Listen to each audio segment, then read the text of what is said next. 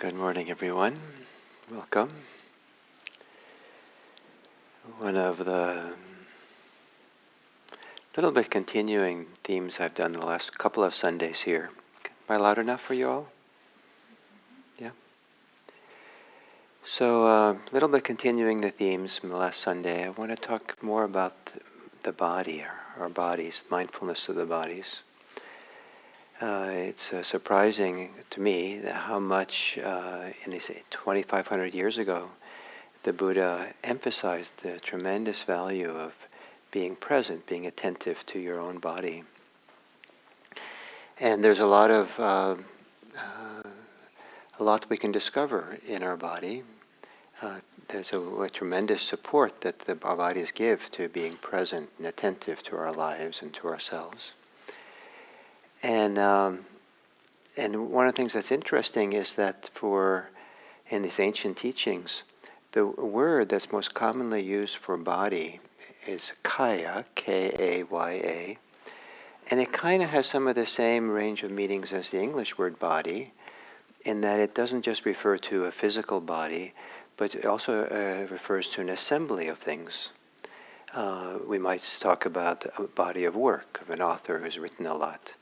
We might talk about a student body, students of a school, and body of water, which, so it's a range of things that have collected together and held together, and with implying that this body of ours is an assemblage of all kinds of different things that come together. And what gets more interesting in this ancient teaching is that there's an understanding that the way we experience the body is variable. And it's almost as if we have different bodies at different times. So there are some people who can talk about the pain body. The whole relationship to our body and how the body can feel can be very dramatic when there's a lot of pain. There's the fear body. And when there's fear and anxiety, the physiology of fear, and not just the psychology of it, but the physiology of it, kind of shifts and changes how our body feels. And the experience of body is very different. Maybe that's what part of the purpose of fear is, to get us connected to the body in a way that we can fight, it activates us to do something about it, protect ourselves or fight or hide or do something. So the body wants to be engaged. And there's the angry body. I don't know if ever any of you have been super duper angry at something, and the whole body is kind of on fire and tense or something. And there's also things called like the bliss body, that sometimes in meditation it's felt kind of very clearly that the whole experience of being in a body is just saturated with a feeling of happiness, of joy, of bliss. It's just like pervasive. Some of these bodies that we can experience, the assemblage of the psychological and physiological processes, and as they interact, makes the body feel really tight. And there's a lot of focus on particular areas of the body, and kind of a narrowing and a tightening of the focus perhaps. And others, the focus on the body gets much more suffusive and broad, and there's a feeling of almost no particular sharp boundaries even of the body. The body feels very kind of porous in a certain way. And in some schools of Buddhism, they talk about the Dharma body that people experience in meditation. That something about meditation starts shifting and changing our relationship to our body. And even beginning meditators can feel that usually a little bit. If they're chronically tense and they sit down to meditate and the shoulders drop a millimeter or two, oh, look, the experience of the body has changed. And maybe some kind of tension that we carry for a long time, for a while in meditation, disappears entirely. It certainly did for me when after some years of meditation, I held my belly chronically tight. I held it in. And when I sat down to meditate, that's when I discovered that. And so I would relax it. And that was very successful for about a second. and then it would tighten up. And so I didn't worry about it too much. I just would relax it a few times in the sitting, and then I didn't make it a project. And so in that, but then after, I don't know how many years, 3, 4 years of regular meditation, I noticed one day, oh, it is not tightening up anymore. Now it's just staying relaxed the whole time. And that affected my experience of breathing. And the breathing body, how breathing felt through my body shifted and changed because it wasn't being restricted anymore by the tight belly.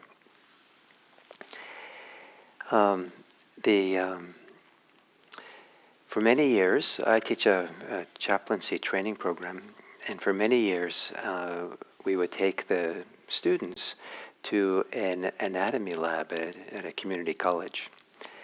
And we had this wonderful professor there who was, she was like, we were all inspired. Part of the reason to go there was just to meet her. And she would do this very respectful introduction to us to the various peoples whose bodies were there that we would then study. And various stages of dissection. And for chaplains, it was partly the reason to do it was that chaplains will often go into situations where there's, dramatic things have happened to people's bodies. They've been injured or hurt, or they're dying, and in the hospitals. And so chaplains need to have some familiarity with that world. Chaplains need to have familiarity with death and dying. They need to have some degree of familiarity that gives them a degree of comfort with it. Not comfort, but ease, or certainly not tense and reactive. And it's surprising, and also part of chaplaincy training is to discover where people are going to be reactive before they go to offer spiritual care to someone. So it doesn't work if you're there giving spiritual care for someone and you faint.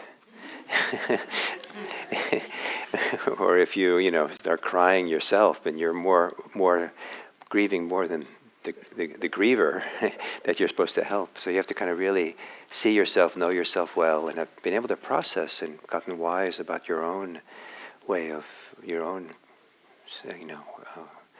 inner life. I remember that one of the toughest people, I made all the presentations of being a really tough guy.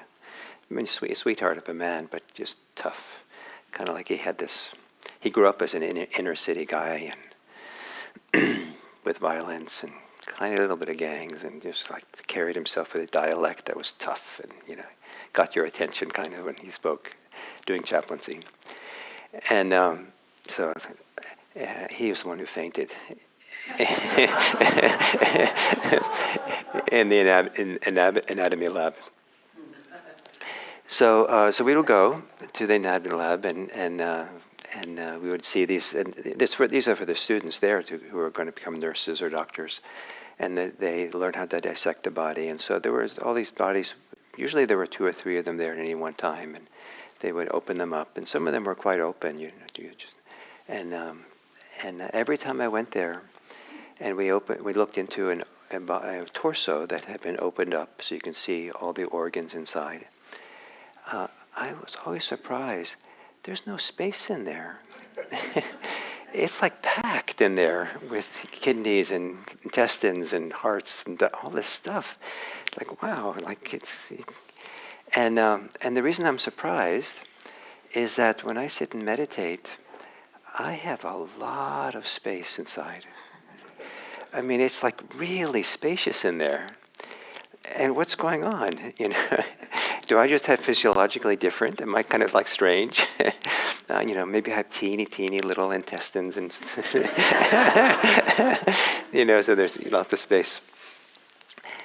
Probably has something to do with how many nerves you have, and maybe the nerves that are there for and the intestines and kidneys and all that are very different than the nerves elsewhere. So I don't have a strong inner proprioception of the body inside, and so when I sit and close my eyes, and I'm not really aware of all that stuff that's packed in there. But what happens as I sit and meditate, it becomes more and more spacious in there, and more relaxed and open, and And so sometimes it feels like the inside of my body feels, bigger than this room. It's just like, wow, just like so much space. Why that is, I don't, I know it's not literally true. I mean, it's kind of, to take that as literal truth is kind of silly. But it does speak maybe to a very powerful sense that we have, very significant sense store we have, which is not part of the usual five senses, but that is our spatial awareness. Spatial awareness is partly constructed. And we close our eyes and you can imagine a size of a room. You can imagine, some people can imagine even a route through a city. They can kind of get a sense of the space and the distance and all those things. And so when there's, in meditation, when there's the sense of concepts and ideas and preoccupations that the mind focuses on, are no longer focusing on things that way, and the mind doesn't have this kind of, all these objects of concern that they're preoccupied with, then awareness kind of begins, maybe it sometimes takes kind of as an object, some kind of spatial awareness. And since there's no objects in that spatial awareness, space becomes bigger and bigger. And it can feel really, really peaceful and broad to have this spatial awareness. And it's kind of wondrous sometimes, and it provides a very different reference point for what goes on in us, in our minds psychologically. Because it becomes, you can only start feeling that really in an acute way if we're not totally preoccupied with whatever we're preoccupied with. Maybe all of you have finished your taxes. That's why, and so people who are not here today, they're still preoccupied at home, but you guys have maybe I shouldn't have said anything. Now you will be preoccupied and won't listen anymore. And and so we have these preoccupations again, very intense. We discover that when we sit down to meditate. It's one of the values of meditation to discover what we're preoccupied with and what the mind is concerned with. And sometimes if you relax a little bit, the surface kind of agitation of the mind, then you discover these deeper preoccupations, concerns the mind is all about, that it needs to be resolved, we think it needs to be resolved. And so we start discovering so much more about ourselves when we start getting quieter. And to have this kind of spacious feeling of being present here, it's kind of like having a very quiet, still body of water, and then you have a little fish or turtle or something that comes in its fin or something, kind of comes up out of the surface and makes rings. And you say, oh, there's life in there. Otherwise you didn't see it. Oh, there's something in there. So the mind gets quiet, and then something comes up. Oh, look at that. That you wouldn't have seen if the mind was completely full of waves. And but so you see something different as you kind of see what's under the surface sometimes. So this is a long introduction to read you a poem. The English translator gave it the title of a ballad. I'm not going to try to sing it. But it's written by or composed by Ajahn Mun, and this Ajahn means teacher in Thai, and it's Mun was an extremely important teacher in the 20th century. I think he died in the late 1940s, and some people attribute him as the reviver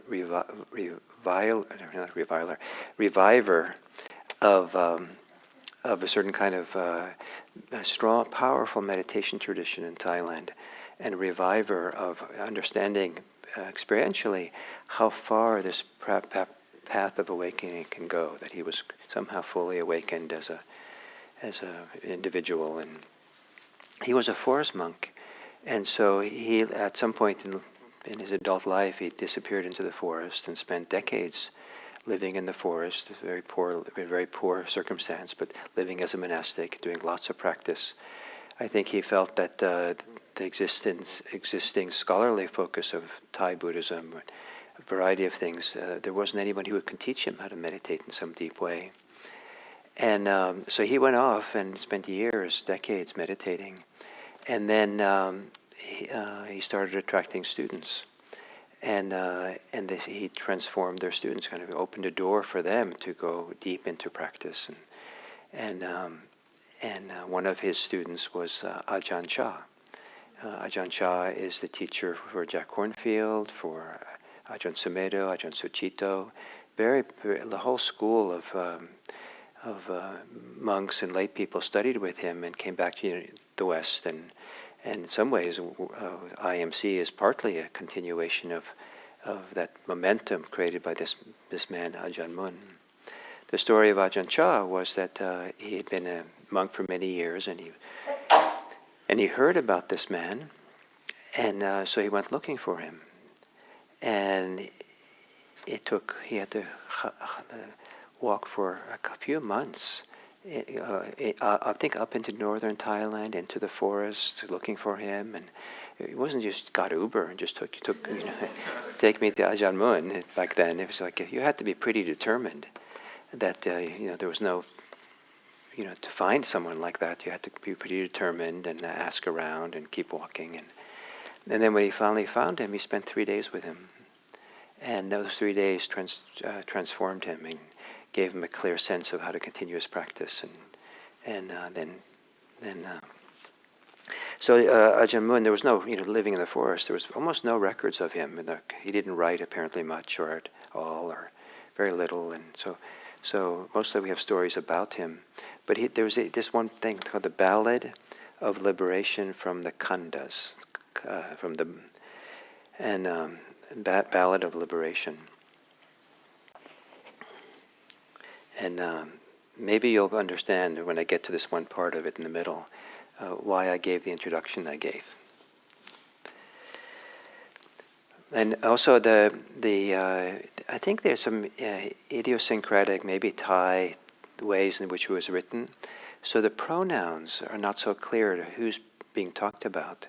I've tried to interpret it one way, that and it's the first half of it is either about himself or it's about the Buddha, and the second half is it's not so clear who's being addressed and who's doing the speaking.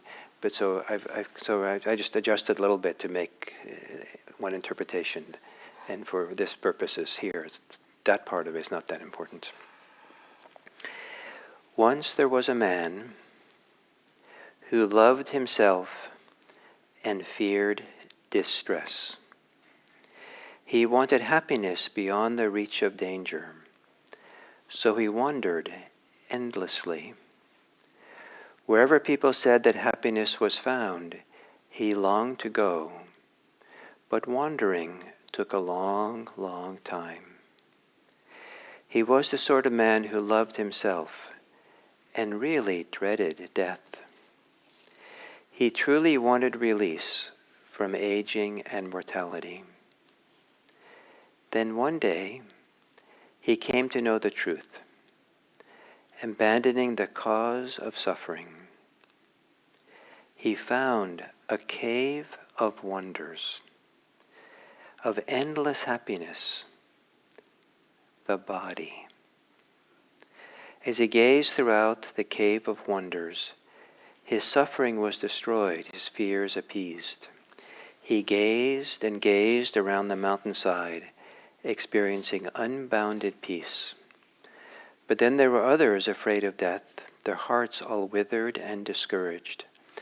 They came to me and spoke frankly in a pitiful way. They said, "You've made an effort at your meditation for a long time now. Have you seen it yet, the true Dharma of your dreams?"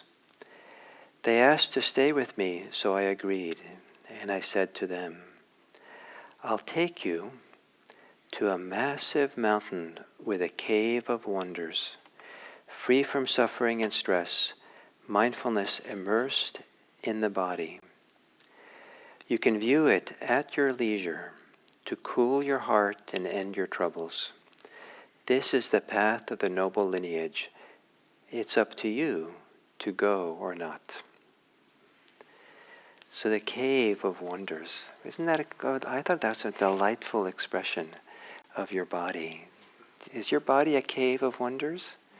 Or just a cave? It's not even a cave, it's just like a, it's just packed full of intestines and spleens and pancreas and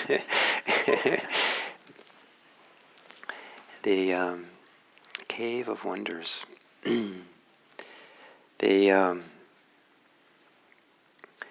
Some people have such complicated relationships with their body. Some people hate their bodies, are ashamed of their bodies. And these are all ways of kind of relating to the body as an object, which in a certain kind of way is from the outside in, even though it's, inside your mind, but it's kind of as objectifying the body.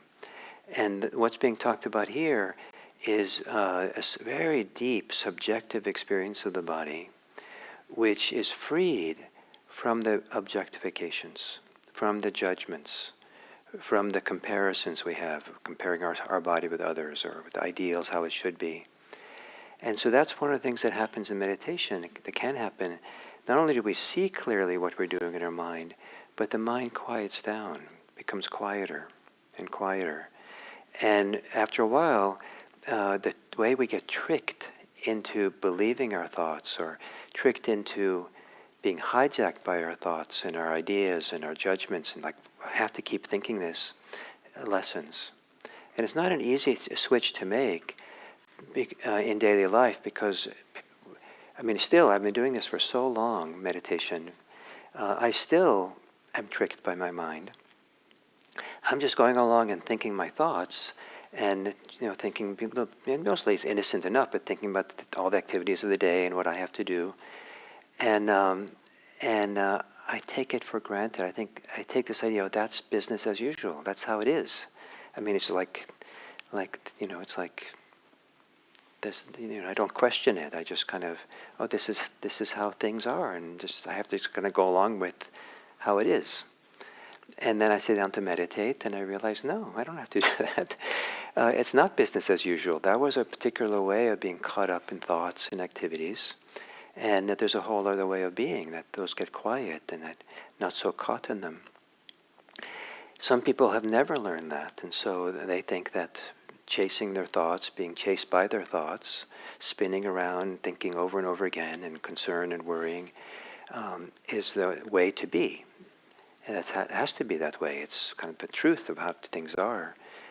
And some of those ways, self-perpetuating.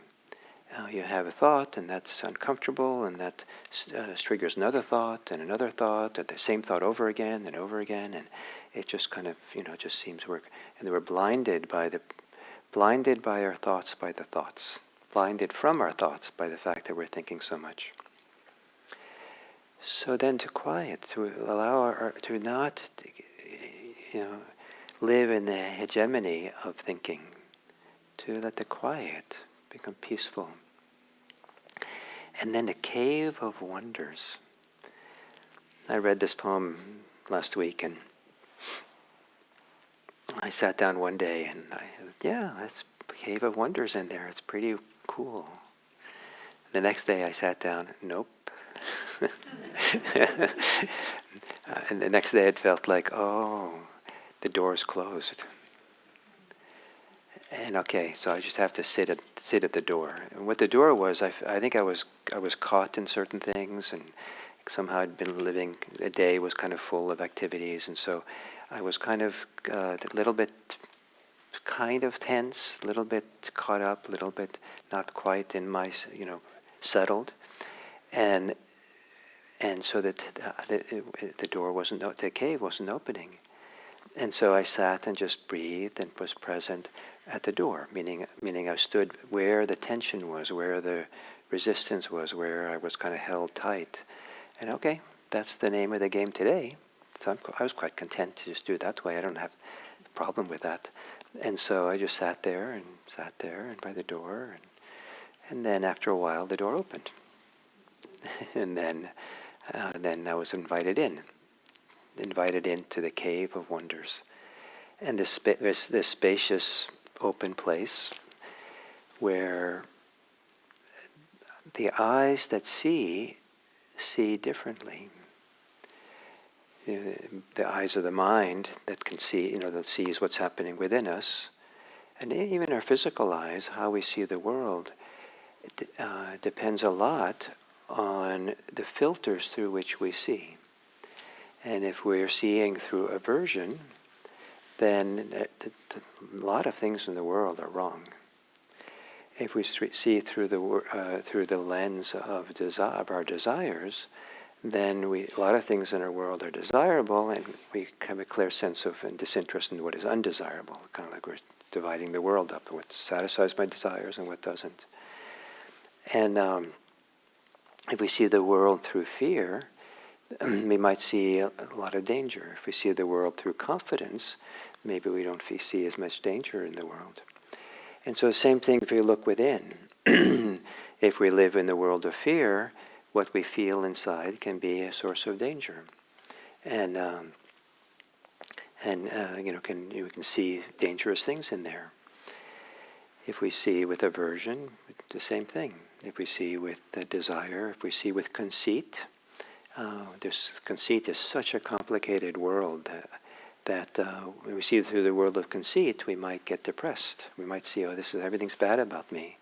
Or it could be that we get kind of hyped up and like, everything's good about me and people better start praising me because, I'm like the hottest cave of wonder in town.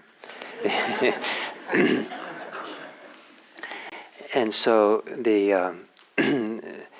and so we see through these filters, and what happens when you don't have the filters? What happens if we kind of see without conceit, without fear, without aversion, without desires? Things get simpler, and that's when I think we start seeing some of the wonders that exist within us. We do have the capacity for love. We do have the capacity for peace. We do have the capacity for calm and equanimity. We do have the capacity for kindness. We do have the capacity for wisdom. We have these amazing capacities that seem to thrive when the rest of us is not preoccupied. When the rest of us is not limiting ourselves through particular unfortunate lenses, perspectives that we live in all the time. And how do you know what is an unfortunate lens? And some of you say, well, fear is a necessary and important thing. How do we know?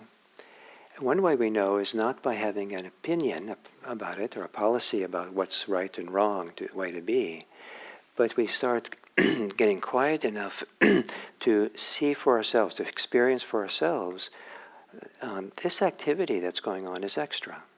This activity is not really useful to be doing. Let's quiet down. So to use fear, for example, I've had anxiety in my life that as I got clear to mindfulness could see, I could see this is not the anxiety which has any real reality. It's kind of built on all kinds of kind of quicksand of strange ideas. And this one I can just settle out. It's okay to quiet down. And I've had other fears where I thought, this is reasonable to be afraid here. And so then it becomes my friend. And I have a friendly relationship to that fear. I think it's keeping me safe in certain situations. Sometimes I have a little bit of fear when I'm driving, sometimes a lot when there's, depending on other drivers. But a little bit of fear when I'm driving, and I just take it as my friend. It's trying to keep me safe. And I think that as I'm getting older now, I think I'm having a little bit more fear as I drive. And I come to it's kind of like, why is that? I'm a little bit more attentive and hyped up, and why am I more afraid? And I suspect, maybe this is pop psychology, but I suspect that it's because as I get older, my reaction time is slower.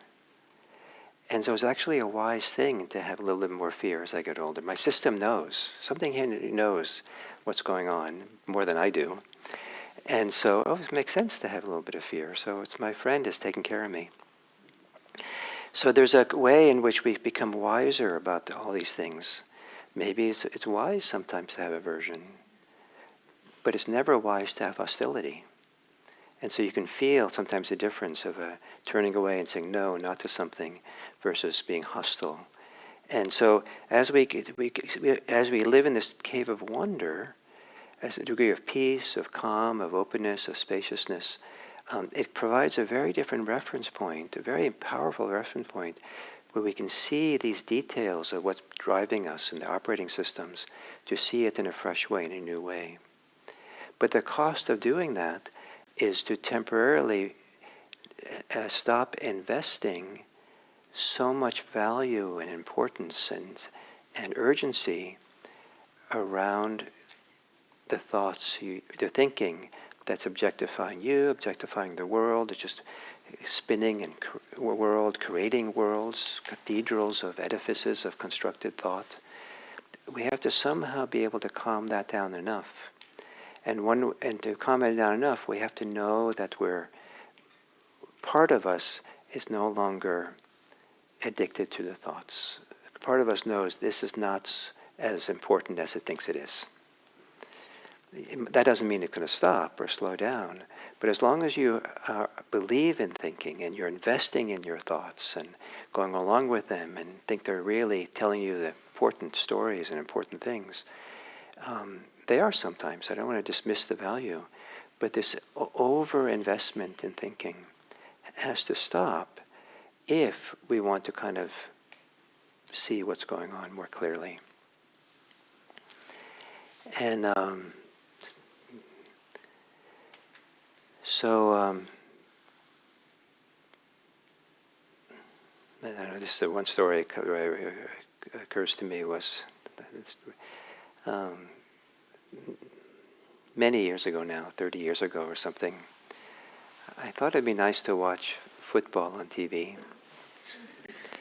And, I had friends who watched football and loved it, and the 49ers were doing better then. I guess they're doing okay now. But so I was, and I found myself pulled into the world of the football game. And I thought I enjoyed it. But when it was over, I just felt miserable. I felt agitated. I felt tight. I had a little bit of a headache. I'd gotten too invested, too involved in the game somehow. Other people can watch it and not have that investment and maybe enjoy it more than I did. But what struck me was that I didn't know, I wasn't attentive to myself to see the cost of how I was watching while I was watching. It was only when it was over that I saw the cost. I saw that I think I did it a little bit wrong here. There must be another way to do this. And we often don't understand the cost of how we're living our lives, running our lives, thinking and all this. And so this disinvestment, enough so that we can start calming down and relaxing and centering ourselves in our body, centering ourselves in the body's experience of our life, centering ourselves so the body has a chance to have space to relax. One of the ways I think of meditation is we're giving space. Mindfulness is what gives space to our experience. So whatever we're mindful of, it's almost like we're making room for it to be there freely. So if we feel pain, we're making room for the pain to be there. If we have tension, we're making room for the tension to be there. If we have calm, we make room for the calm to be there. We're making room for things. And the things which are there because of clinging and attachment and kind of being wrapped up around things, when there's more room for them, they tend to unwind.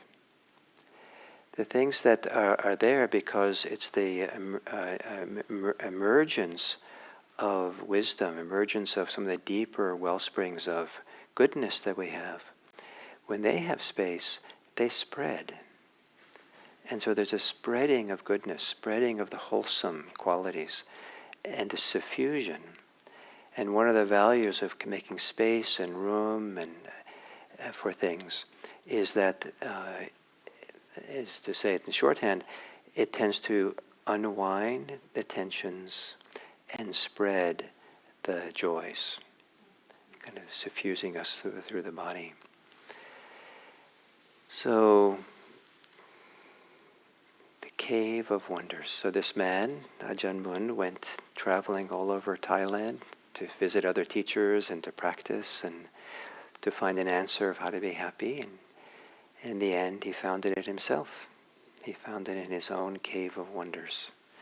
And that's what he taught. To find, you each have a cave of wonders within, and wouldn't it be nice to be able to visit that, a place where there, as he writes, there's unbounded peace. And I love it that he talks about that he looked around. He gazed and gazed around the mountainside, experiencing unbounded peace. All the time in the world, to gaze around this cave of wonders and see the peace that's there. So those are my thoughts today, and we have a few minutes before we usually end. So if anyone has any questions or comments or testimonials about their cave of wonder.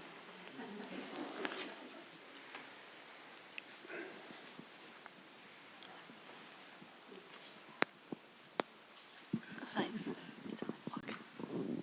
Hi, my name is Jeannie, and I would just like to, I don't know, argue might not be the right word, but to say that I don't think it's fear that's making you drive differently. I think it's caution, perhaps, and wisdom. Because, I mean, I too know that I don't have the capacities that I had 30 years ago or 20 years ago. And so I'm more cautious. But Great. I don't feel fear. Great. Well, I appreciate that a lot, what you said. And it depends. What's so fascinating is how different people have different reference points for these words. And the words don't have the kind of clearly defined meaning that we think they do. Right. And they're just sounds we make. And so for you, that's an important distinction. For me, I think of caution as a subcategory of fear. So, but I'm not going to say I'm right or you're right. It's just, but I very much appreciate the distinction, because I think your distinction might help some people to see more clearly what's happening inside of them. William, yeah.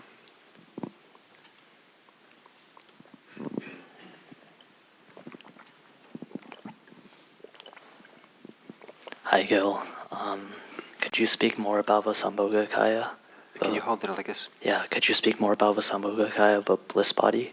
The Sambodhgakaya? Yeah. So it's not in our tradition, but in the Mahayana tradition, they have this idea of, usually it's the three bodies of Buddha, the three kayas of the Buddha.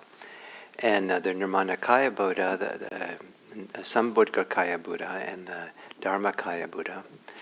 And if we apply it kind of to how it is in our tradition, these three categories. The first, it kind of, by calling it a Buddha, it kind of makes it sacred and kind of special and wonderful that we too can have a Buddha body. And Nirmanakaya is just kind of the body that we ordinarily have. And for many of us, we sometimes call it a karmic body. The karmic body is that body we experience that's the product of a lifetime of karmic activities. Choices we've made, attachments we've had, activities we've had, policies we've had. I don't know, I remember I was told that it was read somewhere, it was Abraham Lincoln who wrote that by the time a person's 50 or 60, they're responsible for their face. Because of how they live their lives, with their attitudes and their smiles and frowns, and how they consistently are, attitudes they have. It affects all these little micro muscles that we have, and it affects us. But that's true, I think, with languages we speak. Different people who speak different languages consistently have slightly different physiology in the face because of what micro muscles are used for speaking those languages. And so the ordinary. The first is the ordinary experience, and then in meditation, then at some point as meditation deepens, there's experience of the bliss body, joy bodies, which is the body of enjoyment. That we really enjoy being in the body, just filled with enjoyment, and it's sometimes quite, especially if you get concentrated, quite remarkable to feel that it's like every cell is dripping with happiness or joy, or it's fusing, spreading through the body. But that's not the end point. That's just part of the process of the path of letting go, is to experience that. And then the Dharmakaya, the Dharma body, is the body of freedom. So when we've really let go of any clinging and attachment, and so that there's no more any being closed, being resistant, being preoccupied, being caught up in things, there's a very different experience. It's not blissful exactly, not the conventional kind of joy, but there's this wonderful thing of just feeling this tremendous ease or peace of being free. And that would be the Dharmakaya. Thank you. So you can move the mic down there.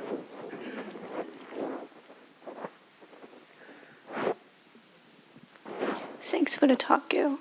I wonder if you can share a little bit wisdom on how to distinguish useful aversion from hostility, and like what kind of aversion still can be accompanied by peace, feeling of peace and ease.